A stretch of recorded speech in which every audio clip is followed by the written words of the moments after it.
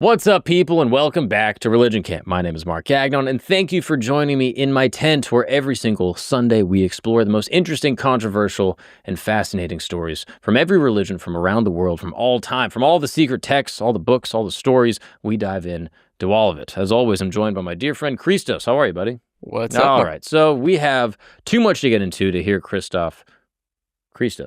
My bad. I have another friend named Christoph, and he also yaps too much. It doesn't matter, all right? Because today we're diving into King Solomon. If you are Christian, Jewish, Muslim, you probably heard this guy. One of the things I love about all the Abrahamic faiths is that they all have the same names. You know what I mean? You'll meet a guy named Saul, right? Maybe a Jewish guy, but his real name's Solomon.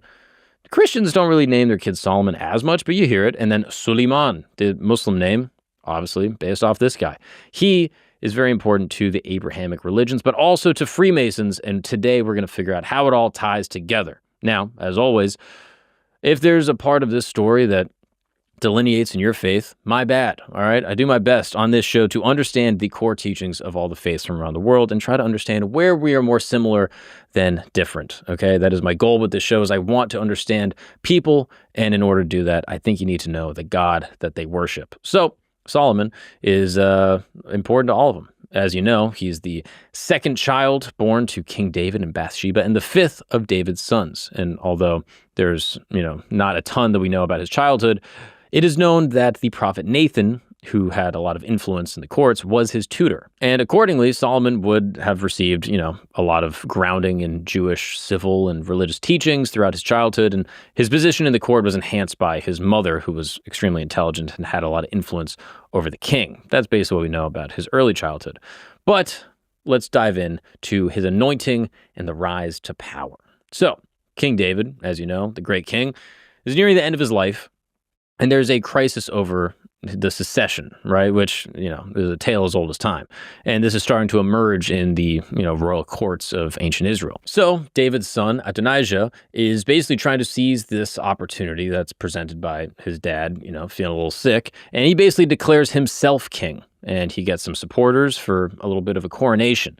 And this is a bold move that starts to threaten the stability of the kingdom and also the fulfillment of David's earlier promise that Solomon, his son with Bathsheba, would then inherit the throne. So, upon learning of Adonijah's actions, the prophet Nathan and Bathsheba act quickly to basically tell King David. Recognizing that this is an issue, David reaffirms his oath and commanded that Solomon, his other son, would be anointed king.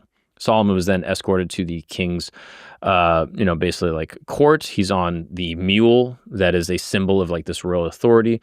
And here is where Zadok, the priest, took the sacred oil from the tabernacle and actually anointed him before a public assembly. Now, Nathan, the prophet, he is involved to underscore this divine legitimacy of Solomon's kingship. And the people responded with, joy. They were stoked. They were like, long live King Solomon. We love this dude. Let's get after it. The public nature of the ceremony and the blowing of the trumpet both, signify the official and the spiritual endorsement of Solomon's reign. So the news of Solomon's anointing gets to Adonijah and all the people that supported him, causing them to disperse because they're afraid that Solomon would basically kill them all.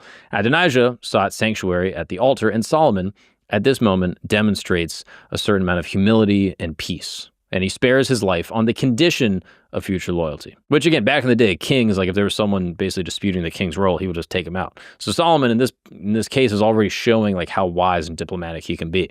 And with these actions, Solomon's position as king is basically secured, and the transition of power is complete.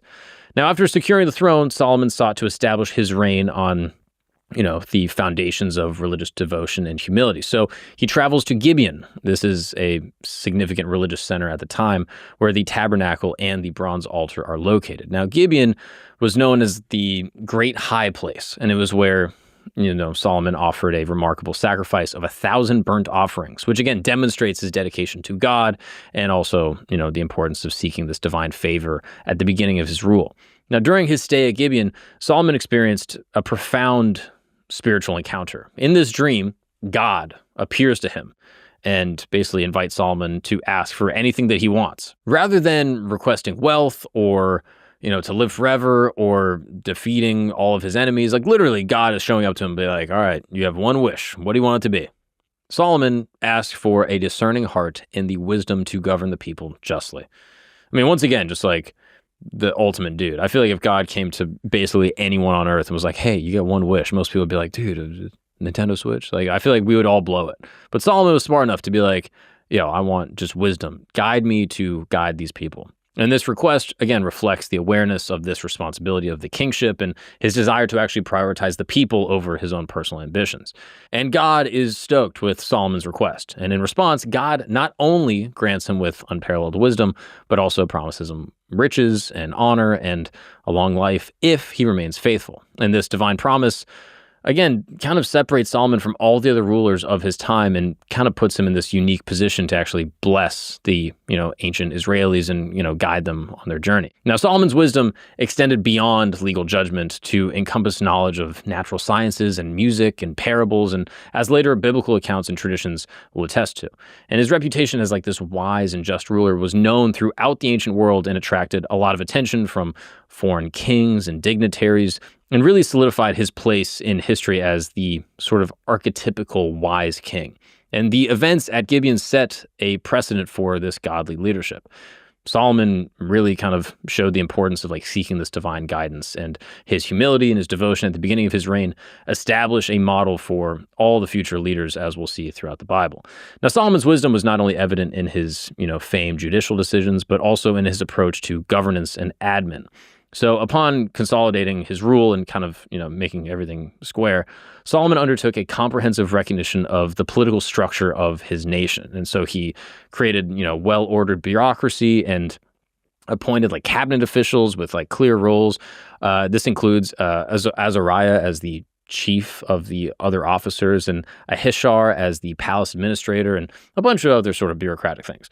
And this marked a shift from the charismatic tribal leadership of a lot of his predecessors and a more centralized, almost modern-looking political system of the ancient world. One of the key aspects of Solomon's like early admin stuff is really reforming Israel into 12 districts, each overseen by like a governor. And these districts were designed to be roughly equal in population and resources, and intentionally disregarded like the traditional tribal boundaries. And each governor is responsible for providing provisions for the royal household and ensuring, food supply and resources to support the court. And this system not only facilitated, resource management, but also reinforces the centralized royal authority. And it's a very modern system specifically for this time. Now, Solomon's reforms and a lot of his ambitions came through these building projects. So this includes the temple and his palace, and in some ways they came at a cost to the people. So this new system imposed, heavy taxation and a lot of labor, and it disrupted some of the traditional agrarian elements of the economy at the time, and really kind of put a burden on some of the landowners because they were like, hey, we need farmers, and now they're building this temple, etc. And while this enabled a lot of growth, it also created some seeds of, discontentment amongst many people in the tribes that resented the tax and, the labor. What's up, people? Let's take a break really quick because I want to talk to the fellas. Let me ask you something. Are you stuck? Do you feel like you're struggling with work or relationships or maybe your marriage, or just feeling like you're not like the dude you want to be? You ever just, thinking to yourself like, man, I should be farther along right now. I just get caught in these cycles where I just kind of lose self-control. Well, here's the thing that nobody likes to admit. It is possible that porn might be part of the problem. Now, yes, I know, I said the P word. Now, look, I don't want to be overly moralistic here, okay? But if you're someone that struggles with pornography, and, research has shown that regular porn users actually leaves men feeling more anxious and less connected and ironically less satisfied. And then it creates a cycle that then you got to be a little secretive about. And you tell yourself like, oh, I'll quit. And then you come back to the same cycle and now you're in a trap. Well, that's where Relay comes in. Relay is a therapist-backed app with actual clinicians designed to help men quit pornography and actually feel better and get control of their lives. And the difference with Relay is that you're not doing it alone. With Relay, you basically join a small group of guys that are kind of on the same road. They're sharing accountability and encouragement and actual tools to help when triggers hit and you're feeling, anxious or alone. Relay helps you feel a little more connected. And you can stay totally anonymous, but for the first time, you're not going to be in this battle alone. I mean, think of it like a gym membership, but with your brain and for your habits and for the future of your relationship maybe, right? Thousands of men and their families are already seeing some change because the men in their lives are a little bit less stuck. So if you're feeling stuck, check out Relay. Don't wait another month to be the man that you want to be today. And you can break the cycle with Relay. So go ahead and use the code GAGNON, GAGNON, for a 7-day free trial if you feel like this thing has just got a grip on you that you're not able to let go. That is Join Relay, JOIN, Relay, RELAY.app, app/camp, and use the code GAGNON for a 7-day free trial. Don't put it off. Be the man you're supposed to be today.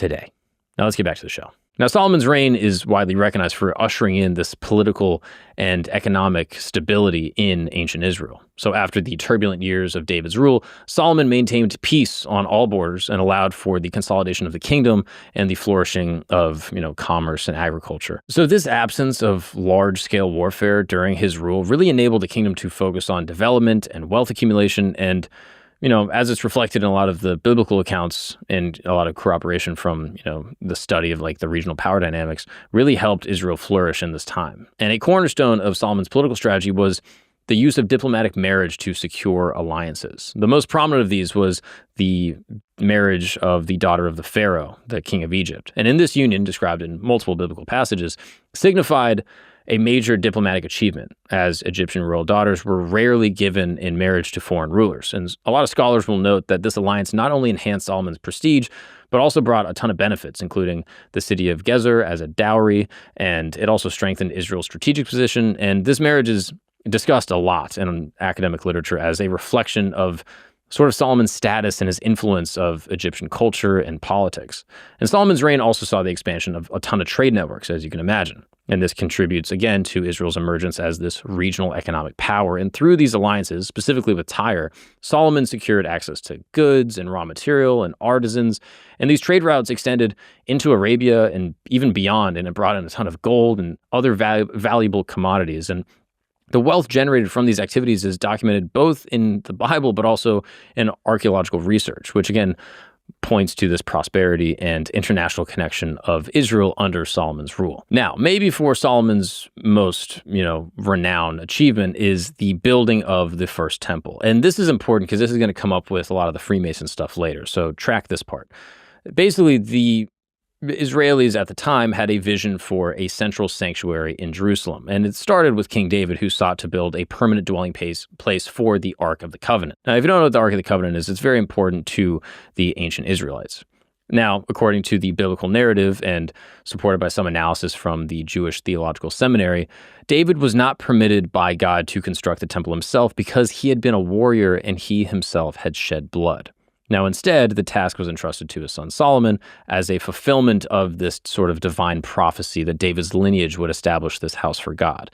Now, the inheritance of David's vision really provided both the religious and the dynastic legitimacy for Solomon's project. A crucial element in the construction of this first temple was Solomon's collaboration with the king of Tyre, whose name was Hiram. And this was, Tyre at the time was a leading sort of Phoenician city-state. And this alliance is well documented in, biblical accounts as well as historical accounts. Hiram supplied Solomon with cedar and cypress wood from Lebanon, as well as a lot of craftsmen and artisans, as the Phoenicians were known as, very skilled sort of sailors and, artisanal crafts and things like that. And this also included the renowned master builder Hiram Abiff, or Hiram Abiff. I'm going to say Hiram because that's how my Mormon friends say it. But Hiram Abiff he's significant, so remember that name. In exchange, Solomon provided agricultural products and later ceded towns in Galilee to Hiram.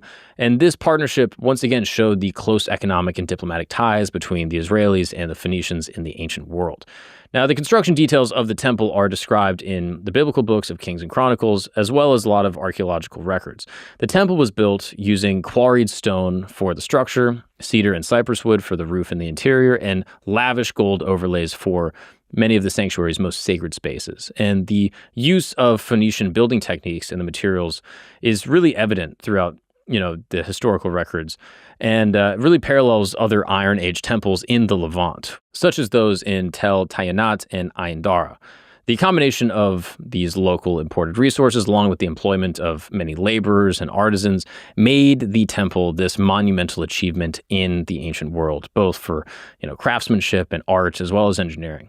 And the religious, cultural, and Sort of the national significance of this first temple can't be overstated. It became the central place of worship for the Israelites.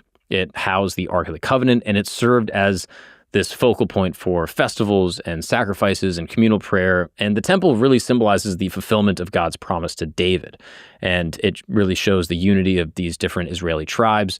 And it is ultimately the establishment of Jerusalem as both the spiritual and the political capital of the nation, and in many ways, kind of the entire region, and maybe the world. Its influence extended far beyond its actual destruction, and to this day shapes Jewish identity and religious practices, and has a legacy that is still felt, into the modern era. Now, the dedication of Solomon's temple followed an 11-month interval after its completion. So the construction concluded on the 8th month of Solomon's 11th year. Now, the Jewish calendar and our modern Gregorian calendar are a little different.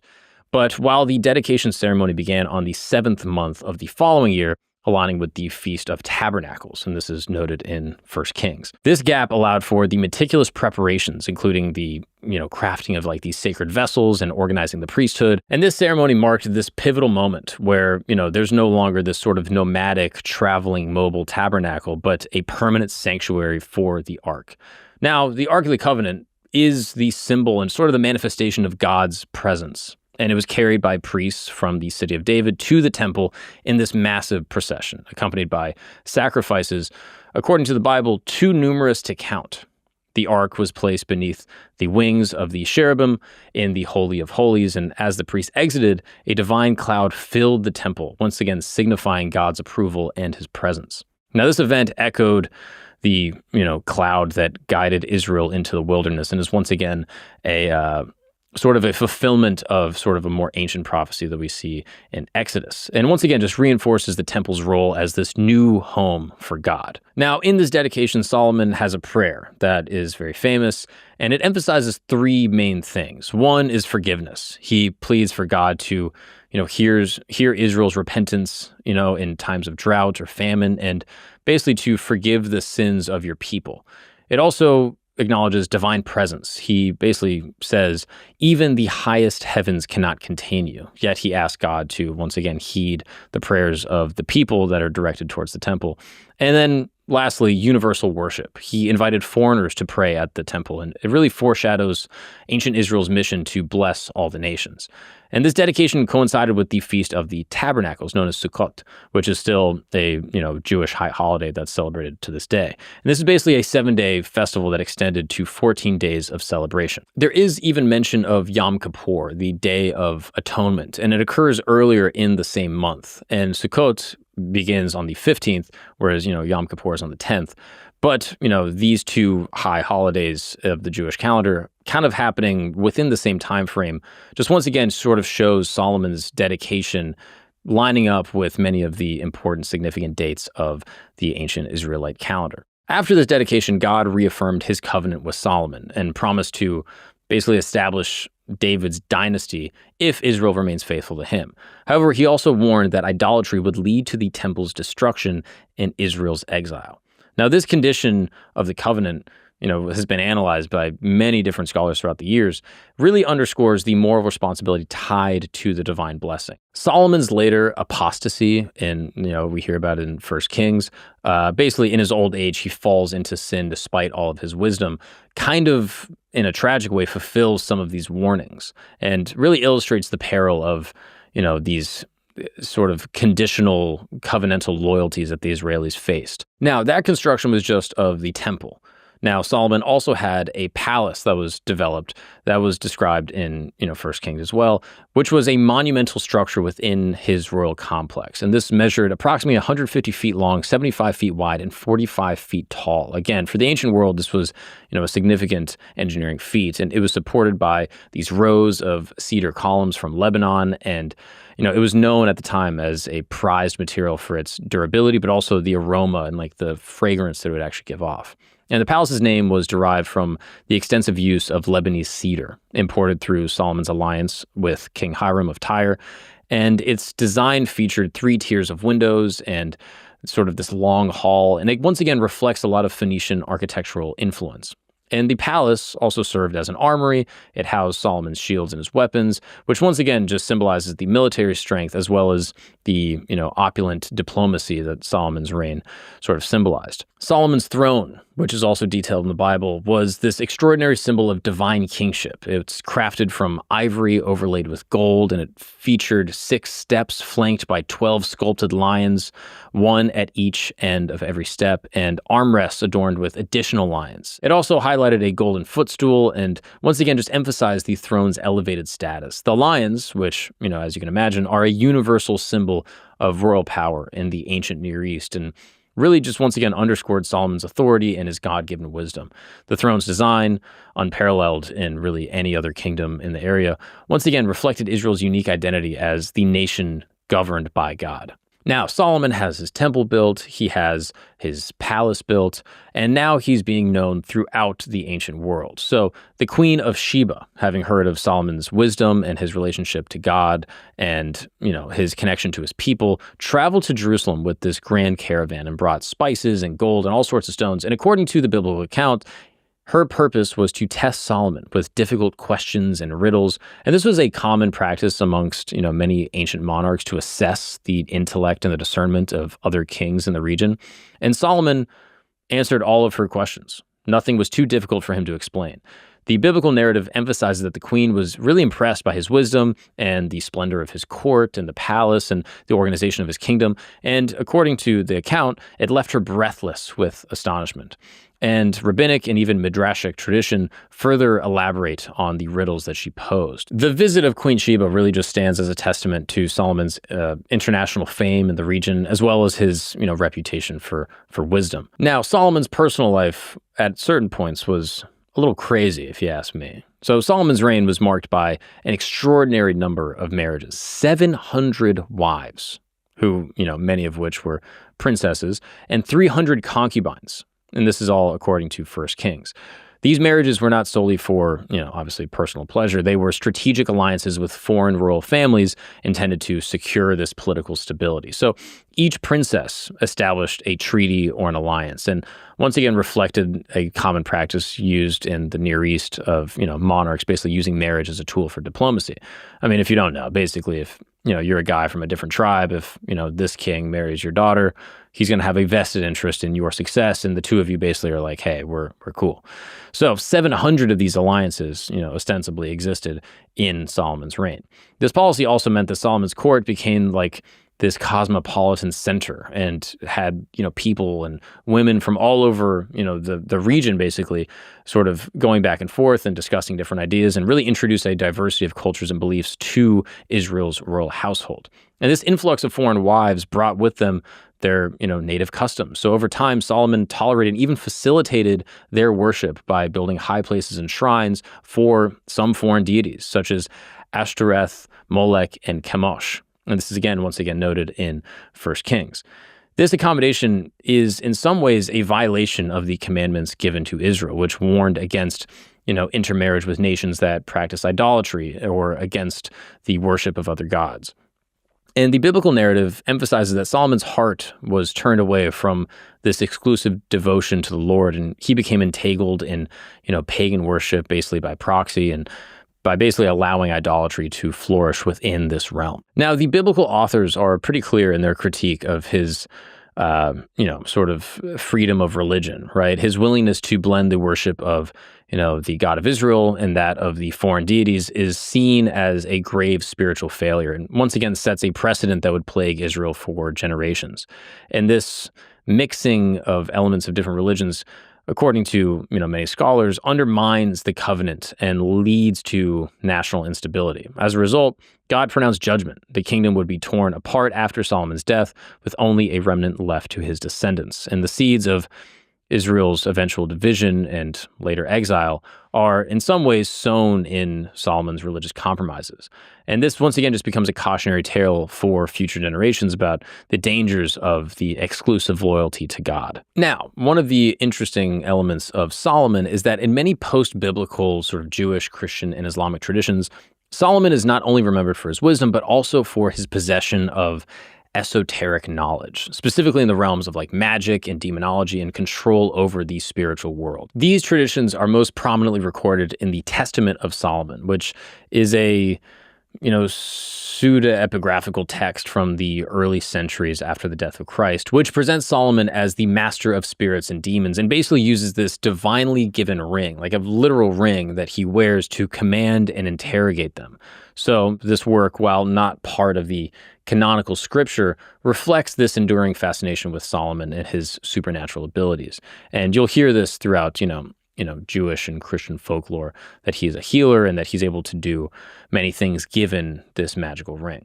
So according to the Testament of Solomon, it describes how Solomon, aided by this magical ring given to him by the archangel Michael, was able to summon, control, and interrogate a bunch of different demons and basically compelled them to assist in the building of the temple in Jerusalem and also to reveal cures for various ailments. So these stories, which many people believe blend Greek, Egyptian, and many sort of ancient Levant style magical motifs, is deeply influential in later occult traditions, which again we'll talk about later. In rabbinic literature, there's also reference to Solomon's knowledge of the secrets of nature and his ability to control spirits, while Islamic sources, specifically the Quran, recount how Solomon was given command over jinn and basically demons in Islamic literature, as well as the winds, and was entrusted with the Book of Knowledge. Now, rabbinic and Christian sources indicate that aspects of Solomon's knowledge were considered too powerful or dangerous for general use, leading to their suppression or their concealment. And the Testament of Solomon itself ends with a warning about the dangers of pride and the misuse of spiritual power, as Solomon's later idolatry is linked to, his downfall and the loss of his authority over the demons.